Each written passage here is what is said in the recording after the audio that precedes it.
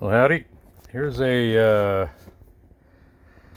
pair of 128H-1 from that previous video where the customer did such a fine job of packing his tweeters and mid-range drivers.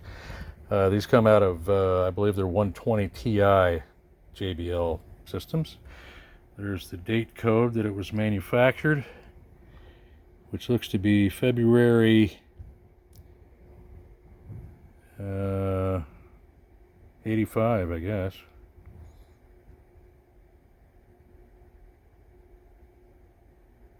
Oh well. I think that's right. Anyway, doing a resuspension on this cone assembly. C8R 128H-1 is the part number, but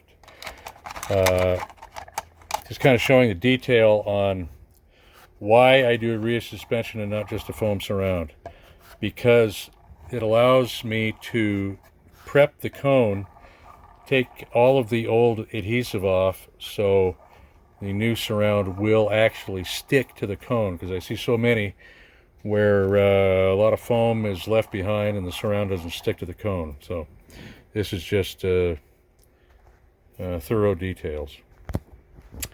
All right, next chapter coming up. And there's another reason to do a resuspension.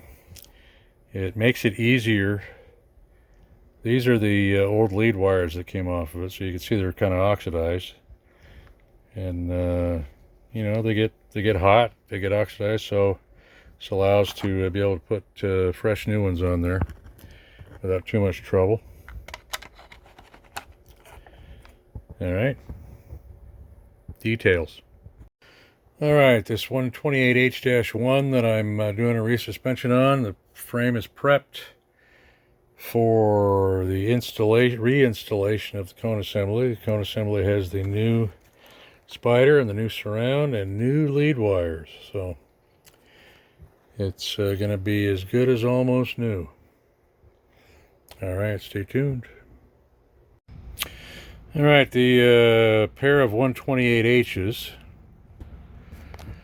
are completed.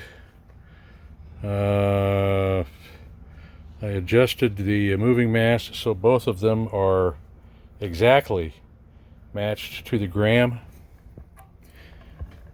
And we look at the free air resonance is 19 hertz according to the engineering standard. We look at the sweep generator and we'll see if it cooperates, because it's got a funky spot in the dial.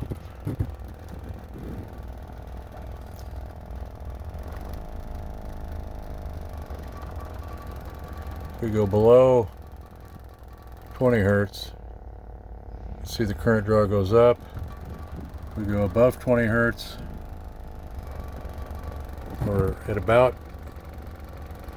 19-20 hertz.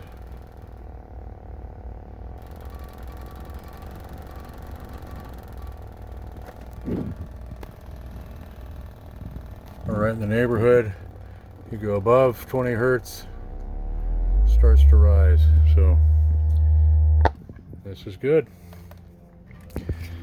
Both are done. These are going into, these are for a pair of 120 Ti JBLs. Gentlemen on the eastern part of the United States.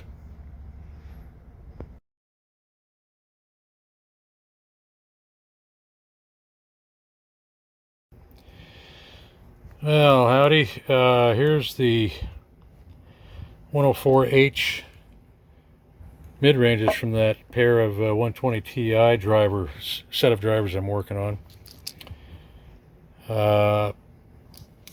This one had a dented dome and the surround was kind of funky, so I just happened to have a new old stock C8R 104 with no dome, and the good man at Midwest Speakers supplies these replacement metal domes, and I like them better than the factory ones because they're anodized. And if you put acetone or some solvent on them, the black doesn't come off. These are just painted flat black. So shout out to Midwest Speakers for having these available. This one I put a new dome on so the domes would match. And now time to do the tweeters.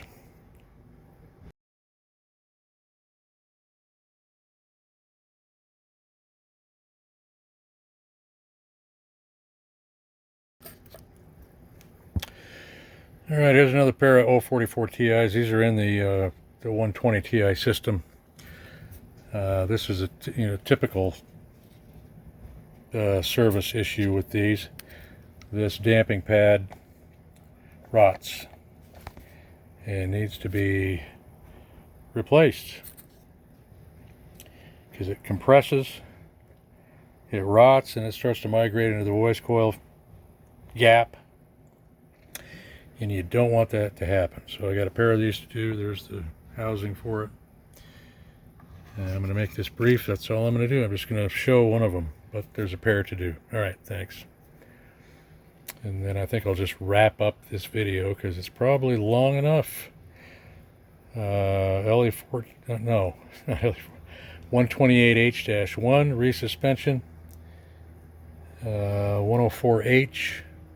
One was a recone, one was a new dome, and this pair of 044 Ti's.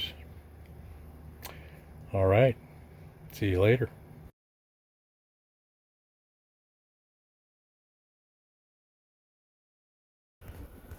I guess there's one last detail I should outline here.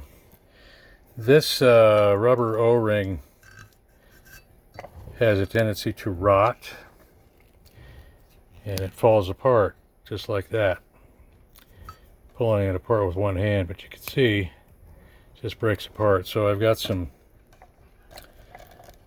rubber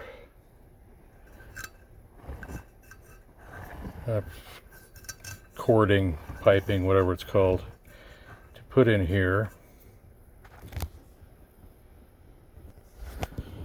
It's known as O-ring cord stock. I get this from McMaster Car. And I just stretch a new piece in there and seal it up, and it works just fine. So, okay, this is the last installment. Thanks for watching.